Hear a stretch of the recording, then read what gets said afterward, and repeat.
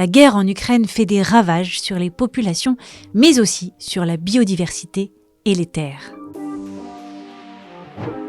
Selon la nouvelle mise à jour du rapport de The Initiative on GHG Accounting of War, une coalition d'experts principalement ukrainiens, en partie financée par la Fondation européenne pour le climat, le conflit aurait généré 30% d'émissions de gaz à effet de serre en plus sur les 12 derniers mois, soit 55 millions de tonnes d'équivalent CO2.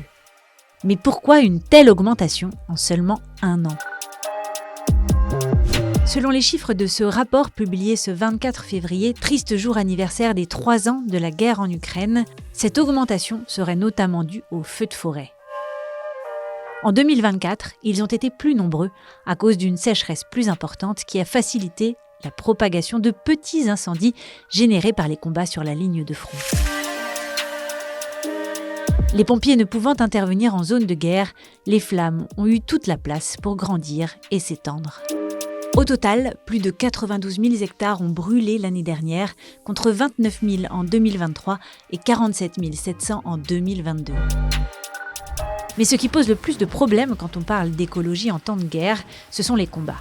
En Ukraine, ces derniers sont en effet les principaux responsables de l'augmentation globale des émissions de gaz à effet de serre. Ils ont généré 82,1 millions de tonnes de CO2 en 3 ans, très précisément. Car les chars et les avions de combat, grands consommateurs de diesel et de kérosène, brûlent énormément de fioul et nécessitent un processus de fabrication très gourmand en pétrole.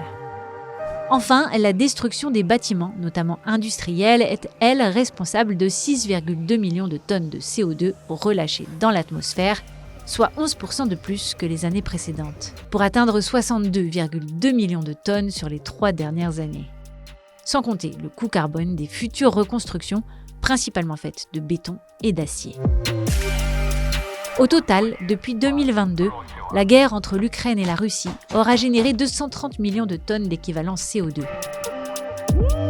Soit à peu près ce que génèrent 120 millions de voitures thermiques en un an, ou bien l'équivalent des émissions annuelles de l'Autriche, de la Hongrie, de la République tchèque et de la Slovaquie réunies.